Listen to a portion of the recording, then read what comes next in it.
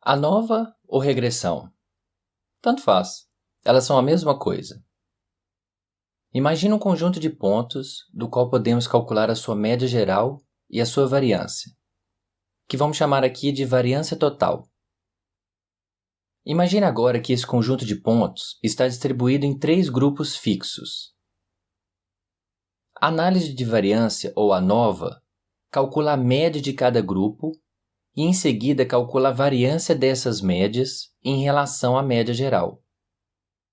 Essa variância é chamada de variância explicada, já que existe uma explicação para essa diferença, que no caso são os próprios grupos.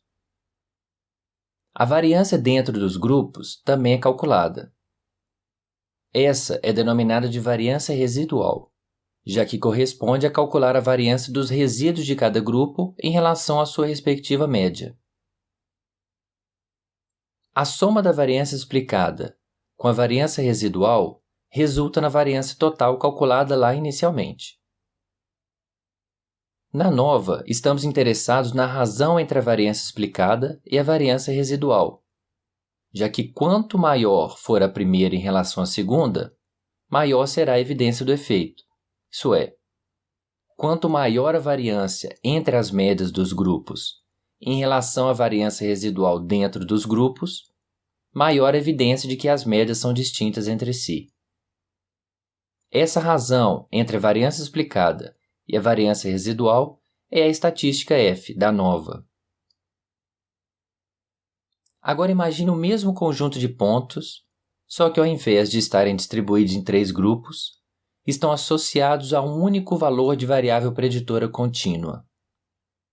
Nesse caso, cada ponto é o seu próprio grupo, e temos que utilizar um método distinto para encontrar a média desses pontos. A regressão linear simples estima a reta de regressão que passa pelos pontos de forma a minimizar as distâncias desses em relação à reta.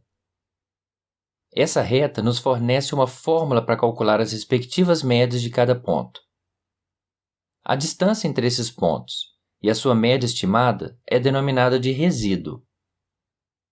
Da mesma forma que na ANOVA, podemos calcular a variância entre essas médias dos pontos em relação à média geral, assim como a variância dos resíduos. Essas duas variâncias somadas fornecem a variância total. A razão entre a variância explicada e a variância residual nos fornece uma evidência do efeito da variável preditora, ou independente, sobre a variável resposta, ou dependente. Essa razão é a estatística F.